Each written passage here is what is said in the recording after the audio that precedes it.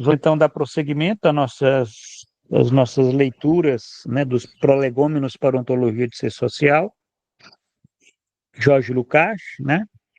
Uma discussão fundamental para entendermos o nosso tempo histórico, e entendermos, né, essa categoria de estranhamento que Lukács, nesses seus últimos escritos, ele tenta, de um certo modo, apresentar, e a nossa leitura ela está indo nessa direção, né? Mas antes, Matheus, eu queria estar colocando uma questão aqui para você, né? Estamos com o professor Matheus de Castro, da Unesp de Assis, uma questão, né, antes da gente fazer a leitura, porque nós, se eu não me engano, nós paramos aqui na página 235, né? Na minha versão aqui é 238. Se até este ponto tornarmos visível essa tendência geral... É esse mesmo, aqui na minha versão é 235, mas é aí mesmo. Mas, então, antes de prosseguir, eu fiquei um pouco aqui incômodo com esse período, né, com essa leitura que nós fizemos, né? Tem uma passagem aqui dos prolegômenos que o Lukács diz o seguinte: no plano dos princípios surge aqui uma das maiores mudanças na consciência humana, a formação da capacidade de pensar, né? Quer dizer, mudanças na consciência humana, a formação da capacidade de pensar. Quer dizer, essa diferença entre pensamento e consciência, né? Quer dizer, isso é um salto qualitativo, né, no desenvolvimento da consciência humana. Você há de convir que havia, no princípio, né, no princípio você tinha consciência, mas você não tinha o pensamento. O pensamento, ele surge depois, né, né, quer dizer, ele já vai se desenvolver depois, porque diz respeito a essa libertação, libertar-se conscientemente dos limites dos próprios comportamentos biológicos imediatos, portanto, psicológicos, em relação ao ser, formando em si um comportamento desantropomorfizador para com a realidade. Aí entra a questão dessa desantropomorfização, né, para com a realidade, que surge com esse desenvolvimento, né, na capacidade de pensar, né, quer dizer, que é o surgimento das ciências, né, das ciências, da filosofia, enfim, isso é que é interessante. Eu fiquei encucado pensando, mas pensamento e consciência, né? Quer dizer, porque o ser social, ele se constitui a partir da categoria do trabalho, né? Quer dizer, o homem, ele se forma, né? É um animal que se faz humano através do trabalho, né? Quer dizer, nesse momento você tem a consciência, né? Você tem a prévia ideação. Ali é uma consciência. Agora eu te pergunto, não é pensamento também ou não? Bom, Giovanni, e essa questão do pensamento, a gente pode, na psicologia, o que a gente costuma estudar é que há um pensamento anterior à linguagem, né? Existe um pensamento anterior à própria linguagem, e que o pensamento ele acaba sendo, numa linguagem popular, turbinado, vamos dizer assim, né? Intensificado, amplificado, transformado qualitativamente, né, com a linguagem. A linguagem, ela eleva o pensamento a um outro nível, né? Permite um outro tipo de desenvolvimento reflexivo. Para o Lukács, daquilo que eu entendo, que a gente veio estudando, esse surgimento da linguagem está amarrado à questão do trabalho, né?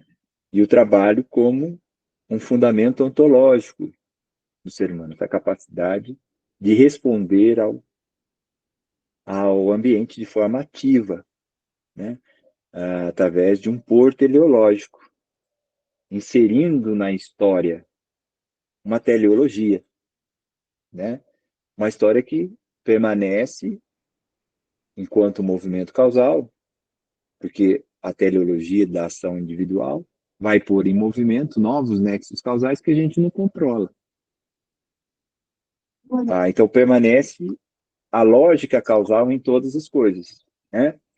Mas a teleologia inserida aí, nesse momento, tem a ver com essa consciência, tem a ver com essa possibilidade de responder ao ambiente. Então, há uma potencialização, né, imensa. Isso na psicologia. Para o Lukács, é a própria é o próprio surgimento do ser social que está amarrado ontologicamente a essa questão do trabalho e da linguagem, né?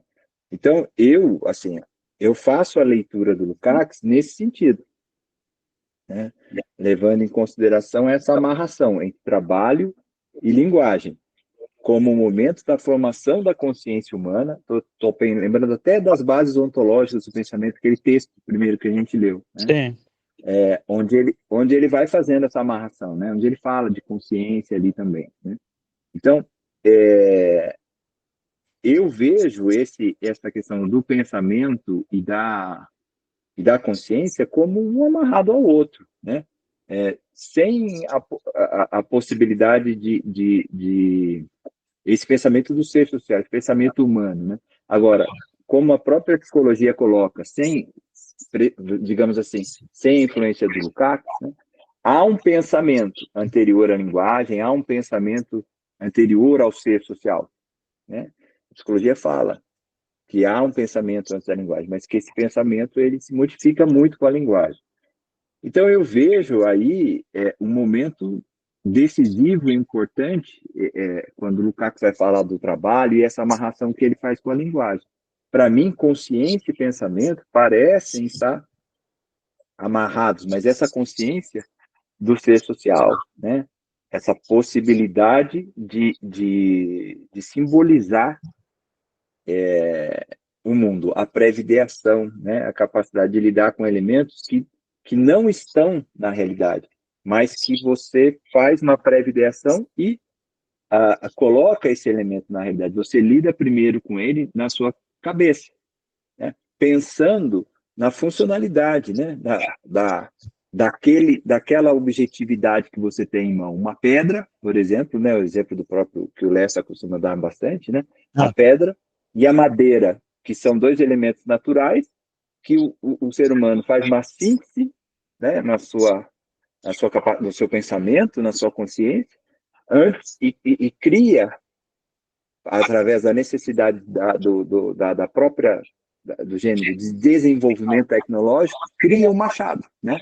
Cria primeiro na sua ideia e depois efetiva essa ação no seu produto, no seu pôr teleológico, né? Um machado, um elemento que não existia anteriormente na natureza, né? Então, certo. esse pensamento e essa consciência se desenvolvendo mutuamente, né? E colocando na realidade um novo elemento, né? Fruto desses dois, do processamento de consciência e de pensamento, né? Numa intencionalidade do desenvolvimento desse gênero, de um desenvolvimento ativo na relação com o ambiente, né? De Certo. transformar esse ambiente, mas que não consegue mudar a lógica causal, né? Não consegue mudar a lógica causal que existe na história, né? A história tem uma lógica causal, apesar do elo desse elo teleológico, desse momento teleológico, né?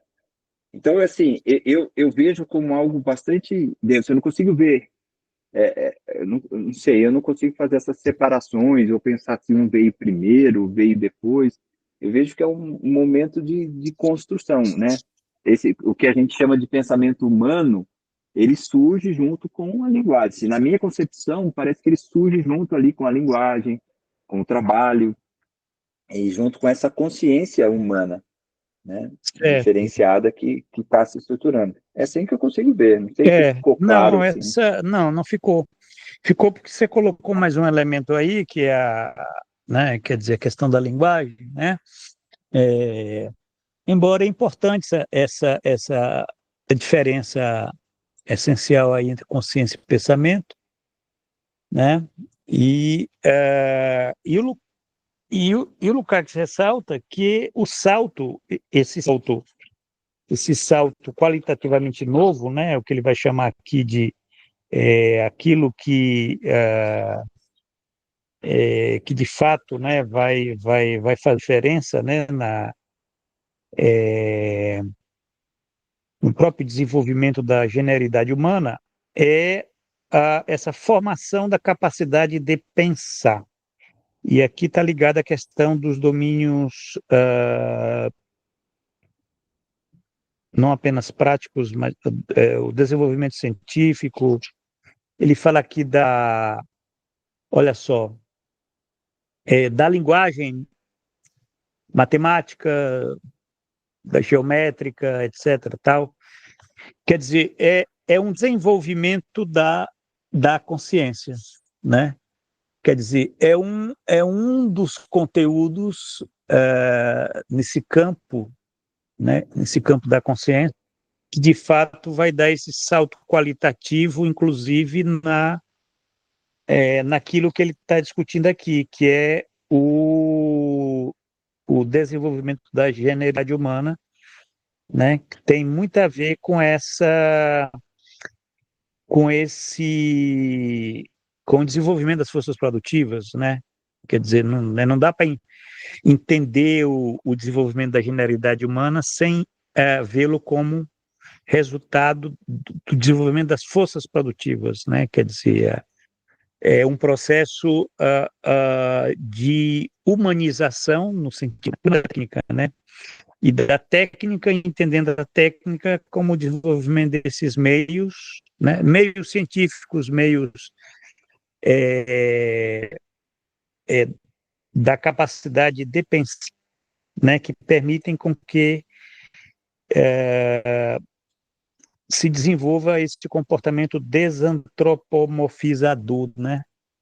Da realidade. E aí a gente pode até dizer o seguinte, que esse é eu, né? Agora eu estou especulando aqui a partir do que você falou. É a segunda ruptura, né? A primeira ruptura lá da questão trabalho, consciência, linguagem. E você tem essa segunda que é a capacidade de pensar, no sentido mesmo dessa mudança, né? Dessa mudança na consciência humana, né? É algo mais O Lukács, superior, né? na estética, ele tem lá toda uma discussão, quando ele vai falar do reflexo, né? Que ele vai falar do reflexo científico, do reflexo artístico, e ele fala que todos os dois surgem do trabalho, né? Como essa protoforma, né? Trabalho, né? Essa base, né? E então, talvez aqui é isso que você esteja falando, seja um segundo momento mesmo, né? Ele está falando dessa capacidade de pensar como se pensar científico, né? Porque como aí você sempre lembra, isso aqui é um manuscrito, né? Aham. E, e aí acho que talvez ele esteja falando aqui dessa capacidade de pensar nesse sentido científico mesmo, né? Não que não houvesse um pensamento anterior, né? Não que não houvesse já esse pensamento também simbólico antes, né? Mas aqui um pensamento, Que a divisão do ah, trabalho, né? A divisão do trabalho. é, Ele chega até a exatamente, falar, que né? é o que ele fala no começo do parágrafo lá em cima, né? A É, divisão entre trabalho intelectual e trabalho físico, quer dizer, você conseguir, através é, de elementos lógicos, né, abstrair dessa realidade é, uma objetividade, né? é. A Uma separação, objetividade. olha só, a separação econômico-social do trabalho intelectual do trabalho físico é um dos fatos mais importantes do desenvolvimento do gênero humano. Quer dizer, isso daqui é interessante porque é a divisão do trabalho. né? É a divisão do É, é. trabalho, a partir do qual vai surgir, inclusive, as classes sociais, o Estado, a ideologia, porque você vai ter um grupo de pessoas, vamos imaginar, uma camada lá, né, que vai só, né, os sacerdotes, né, que vão se destacar, né, do trabalho físico, que são os camponeses, né? Então você vai ter lá os ideólogos, né, aqueles que, né, se a gente for pensar aquelas civilizações antigas, né, você já começa a ter aí e quem fala isso é o Marx, né, que ele vai dizer, olha, Hum. aí é que ah, você tem a origem da a divisão do trabalho, né, a divisão do trabalho que é, é esse fato cultural, né, na verdade você na medida em que você tem uns pensam e outros executam, né? Aí você já tem as classes sociais, né? Você já tem É. já na origem das classes sociais e de toda essa mas eu quero que o Lukács ele está apenas querendo salientar o desenvolvimento do gênero humano. E a gente vai prosseguir a leitura então desse vamos ler esse parágrafo, ver se a gente consegue ler esse parágrafo longo, comentar para a gente fechar a nossa transmissão de hoje. Então Vamos vamos lá, lá, né? vamos lá. Se até este ponto tornarmos visível essa tendência geral e permanente no desenvolvimento da generalidade humana, temos de excluir de antemão um preconceito amplamente difundido de que existe um progresso unitário, direto e linear. Em vários momentos, apontamos continuamente para a diferenciação sócio-histórica e também para a unicidade histórica ontológica de todas essas manifestações. Mas essa delimitação poderia ser rejeitada por falta de fundamentação se não retornássemos aqui aos fundamentos ontológicos desse fenômeno. Trata-se aqui do curso exclusivamente causal de todo acontecimento histórico, que, em sua totalidade, não conhece nada de teleológico. O ser social distingue-se qualitativamente dos dois modos de ser naturais que o antecederam, porque nele cada impulso que nasce dos homens tem como fundamento do ser um por teleológico. Isso, naturalmente, é um momento indispensável para compreender o ser social em sua especificidade. Mas não será corretamente entendido se, ao mesmo tempo, não for considerado que o por teleológico é capaz de modificar amplamente processos causais postos em andamento com o por prático de fins e meios, mas jamais de modificar ontologicamente seu caráter causal. Existem apenas processos causais e simplesmente não existem processos teleológicos. Na medida em que o processo posto em curso teleologicamente permanece mesmo assim causal, sua determinação precisa por meio do por jamais vai sua determinação precisa por meio do por jamais vai além de uma aproximação. Ele sempre contém também momentos que vão além do por, positiva ou negativamente, que se desviaram dele em relação à orientação, ao conteúdo, etc. Mas como também esses processos irreversíveis ocorrem como processos sociais, eles próprios, suas influências sobre o homem, etc., são socialmente determinadas, principalmente economicamente. Isso tem como resultado, por exemplo, que tais pores contêm na esfera de trabalho, modo de trabalhar, divisão do trabalho, etc., tendências gerais na direção de aumento da produção, cuja força, orientação, etc., naturalmente depende muito da respectiva estrutura econômica, seu estágio de desenvolvimento, etc. Mais divergentes, mais irregulares se tornam também, é óbvio, os efeitos sobre modos de comportamento dos homens, quanto mais afastados estiverem do imediatamente econômico. Isso tem como consequência, para resumir concentradamente todo o complexo de problemas, que aquela unicidade das tendências gerais de desenvolvimento da generalidade de que se falava se mostrará extraordinariamente desigual.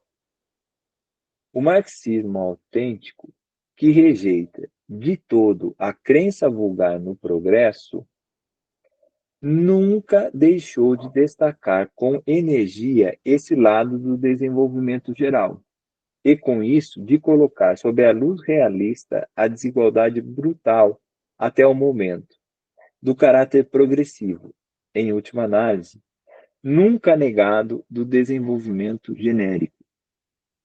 Engels descreve, por exemplo, a dissolução da antiga sociedade tribal, objetivamente um dos mais importantes progressos, da seguinte maneira: são os interesses mais baixos, cobiça grosseira, desejo brutal de prazer, avareza suja, roubo egoísta do bem comum, que inauguram a nova e civilizada sociedade de classes. São os meios mais infames, roubo, estupro, astúcia, traição, que solapam a antiga sociedade gentil, em que não havia classes, e a derrubam. Interessante, hein? A citação do Engels aqui é da pesada, né? Quer dizer, e essa questão, olha só, nesse parágrafo aqui, o Lukács ele tenta ensaiar uma síntese do que ele tem dito aí, a ontologia do ser social, né? É uma coisa impressionante. Ele está fazendo um manuscrito aqui, começa devagar e volta a salientar essa questão, que ele salienta muito a questão do pô teleológico, né?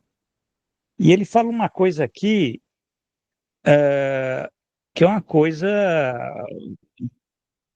dizer, uma afirmação muito, muito pesada, mas que a gente pode refletir, que ele diz que existem apenas processos causais.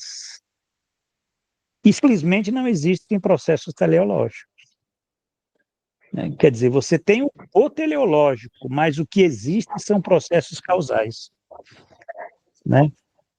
Quer dizer, essa questão dos processos causais postos em andamento, né? Com por prático de fins e meios, quer dizer, é o por teleológico, né? O por teleológico que põe em movimento uma série causal, até dos processos causais.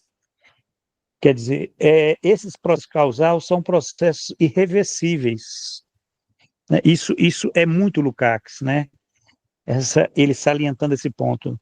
Os processos sociais são processos irreversíveis. Quer dizer, não tem como pôr o gênio de volta dentro da garrafa. Soltou, soltou. A partir dali, né? São processos irreversíveis, né? E aí ele divaga, fala aqui da questão do importante o economicamente determinado, estrutura econômica, né? Ele não fala em modo de produção, mas fala aqui na estrutura econômica. É curioso que esse conceito de modo de produção ele parece que não utiliza aqui, né? Mas está tá presente aqui. E, olha só, os efeitos sobre modos de comportamento dos seres humanos. Aí já entra numa área que é o que a gente está interessada, que é o comportamento dos seres humanos, quanto mais afastados estiverem do imediatamente econômico. Quer dizer, é na esfera da produção social, né? Na família, no lazer, na crença, né? Na religiosidade, que são que estão afastados do imediatamente econômico, né? Quer dizer, é, esses efeitos sobre modos de comportamento desse desenvolvimento da estrutura econômica, né? Que ele diz que é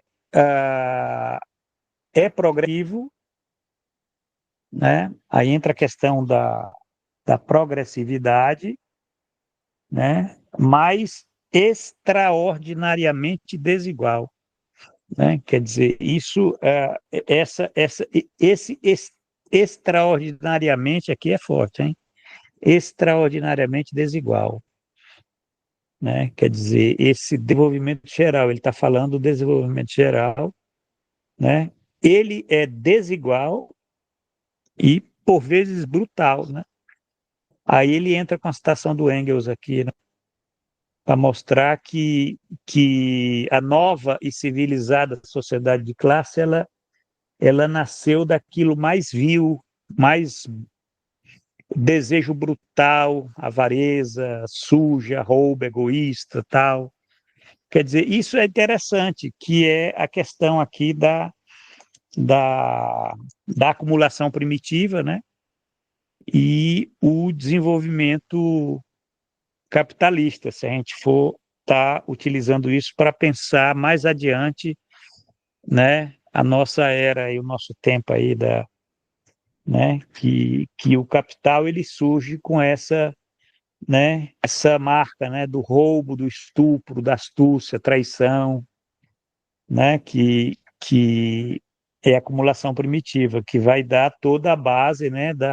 Inaugurando essa nova e civilizada sociedade de classes, que no caso eu estou falando aqui do capitalismo, né?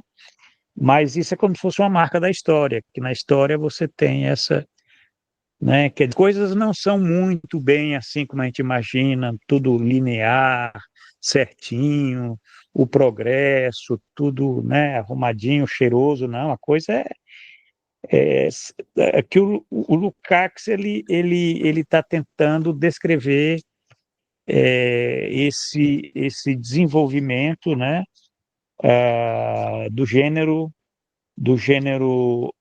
humano, né, a generalidade, o desenvolvimento do gênero humano, né? Ele está tentando descrever isso daí, quer dizer, é um processo causal, irreversível, progressivo e desigual, né? Quer dizer, tem essas características aí, e ele está pensando assim não apenas nos últimos séculos, mas todo o desenvolvimento da espécie, né?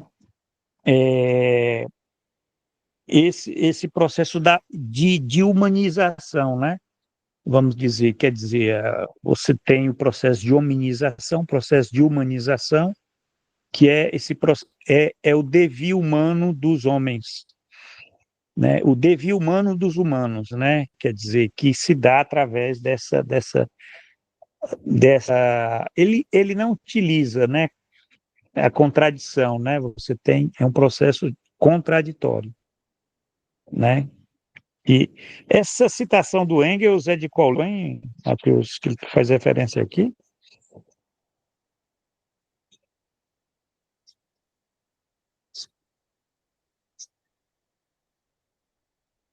Não é o que é o da dialética da natureza, hein?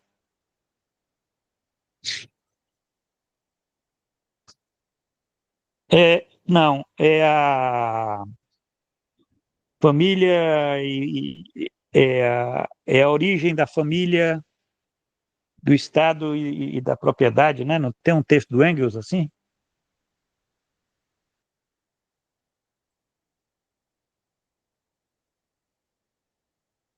É um, é um texto do Engels que tem essa citação aqui.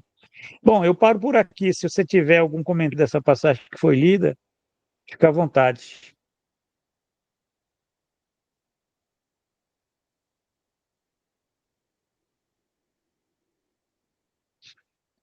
Matheus, tá desligado, eu não estou te ouvindo. Ah, perdão. Perdão, Giovanni. Vai Estava só dizendo que eu estava retomando um pouco aqui o pensamento das coisas que nós estávamos falando antes, né?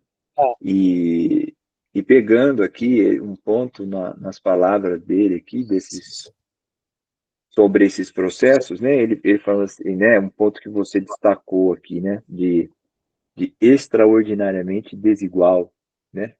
E eu peguei essa palavra do extraordinariamente no sentido do fora do cotidiano, né? Do extraordinário, do não ordinário, né?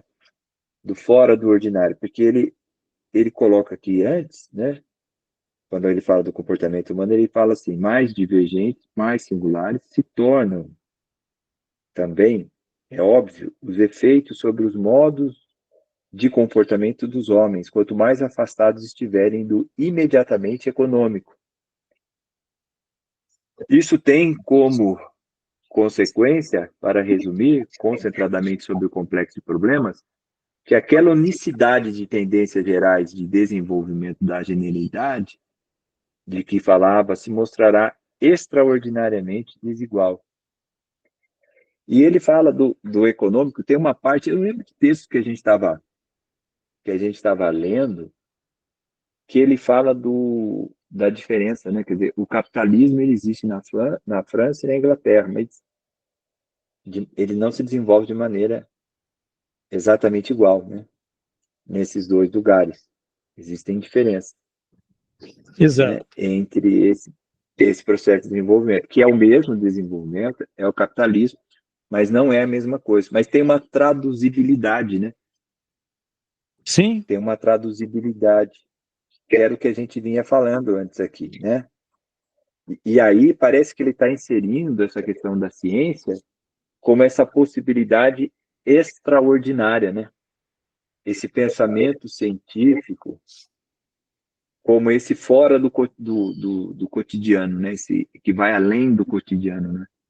Daí eu me lembro dos textos dele sobre o cotidiano, dele, da Agnes Heller, né? Quando eles falam do homem inteiro e do inteiramente homem, né? O homem inteiro com todas, ativando todas as suas possibilidades, né? Todas as suas habilidades e capacidades e possibilidades para agir de forma imediata no cotidiano. E o inteiramente humano, quando ele canaliza todas essas capacidades numa única coisa, né? Essa sua atenção na realização de uma única tarefa, né? Não em todas as tarefas do cotidiano que a gente tem que realizar, né? Nesse modo imediatamente econômico que temos que produzir e reproduzir a nossa existência, né? E dentro dessa tendência geral de desenvolvimento, mas quando conseguimos aí, por exemplo, com a ciência ou com a arte, mas no caso da ciência, a desantropomorfização, né, do, do pensamento, né, do reflexo, né, da realidade, e conseguimos então agir de forma extraordinária, né, inteiramente humano, né, canalizando todas as nossas forças, todas as nossas habilidades na realização de um pôr teleológico científico, né? E aí essa possibilidade das diferenças. Porque até resgatando, Giovanni, aquilo que a gente estava discutindo sobre personalidade, né?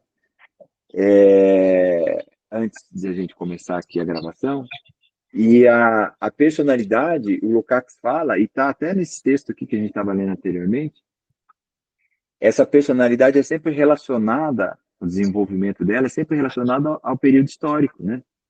Ao momento histórico, né?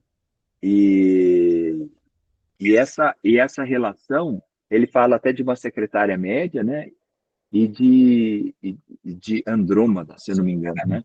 dizendo hoje uma secretária médica tem muitas mais habilidades do que Andrômeda, mas não há como negar que que a segunda tem a personalidade mais desenvolvida que a primeira, né? Do que a secretária média atual. Porque essa relação é com o momento sócio-histórico do desenvolvimento da personalidade.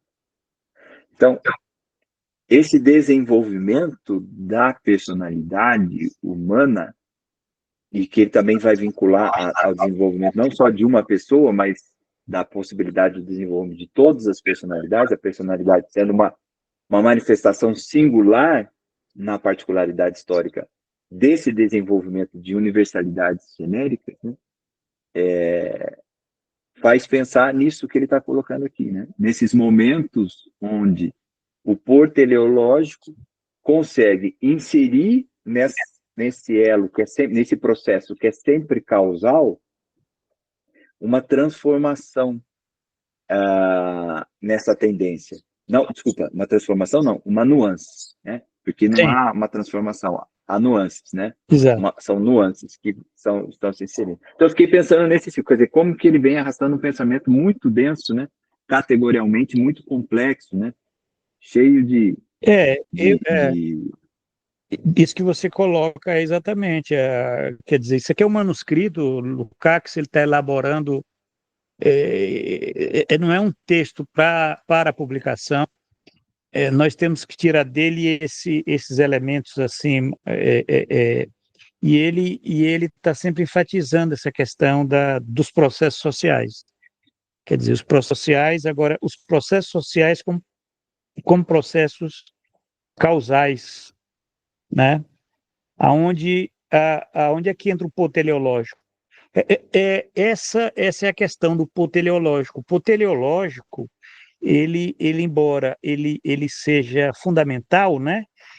Como fundamento de ser, né? Do ser social, né? Quer dizer, mas isso é muito Lukácsiano. Quer dizer, é fundante do ser social, mas o que vai pesar mesmo são os processos causais, né? Quer dizer, você tem aí uma dimensão você tem uma margem aí de estranhamento, que está na origem, inclusive, da própria formação do ser social, né? Porque nós já discutimos isso lá aquele texto lá das bases ontológicas, né? E isso sempre, né? Como eu já te falei, há mais de 30 anos, isso me incomoda, essa reflexão lucasiana, porque ela tem esse conteúdo que eu diria até trágico, né? Porque, embora o por teleológico ele seja fundamental, mas, na verdade, como ele diz aqui, existem apenas processos causais, né?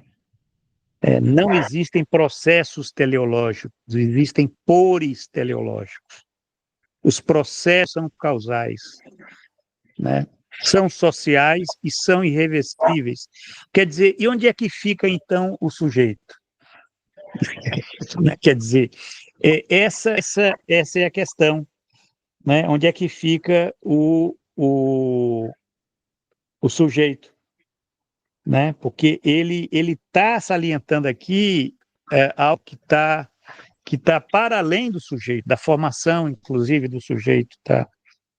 Ele está falando que o desenvolvimento da generidade, né? Tem essa dimensão progressiva, causal, irreversível e desigual, né? E, e tem estado estranhado, porque aquilo que muitas vezes, que ele diz aqui, olha, o que é que vai inaugurar a civilização? O que vai inaugurar a civilização é a barbárie. Isso é contraditório. Isso aqui é contraditório. Ele está utilizando essa citação é do texto muito interessante, A Origem da Família, da Propriedade Privada e do Estado, de Frederick Engels. Engels escreveu esse texto, né? Tem a primeira edição de 1884, um ano depois da morte de Marx. Engels escreve esse texto muito interessante aqui, né? Que merece uma leitura, porque Engels está falando aqui a origem da família, propriedade privada e do Estado, quer dizer, a origem do capital, diria Mesaros, porque ele está falando aí das mediações de segunda ordem, né? Que são as ações do sociometabolismo do capital. Então, Lukács, esse traço aqui né, da subjetividade, né, nós vimos aqui que ele faz referência ao comportamento, né, comportamento de seres humanos, né, Sim. mas são divergentes, irregulares, né, quer dizer, não existe uma relação mecânica entre imediatamente econômico e os comportamentos dos seres humanos, né? Quer dizer, agora o que você tem é essa tendência geral de desenvolvimento, aí que se impõe, né? Nós somos apenas uma poeira cósmica. Bom, a gente pode parar por aqui, né?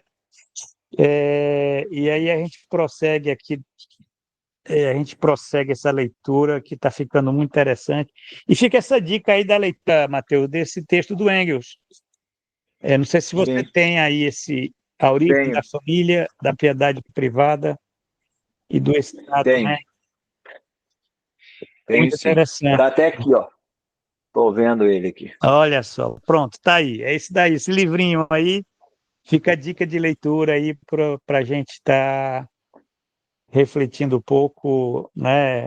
O velho Engels com as suas pesquisas antropológicas. É isso aí. Então até a próxima Isso aí, semana, Giovanni. né? Até a Até. próxima semana. Até a próxima. Tchau, obrigado.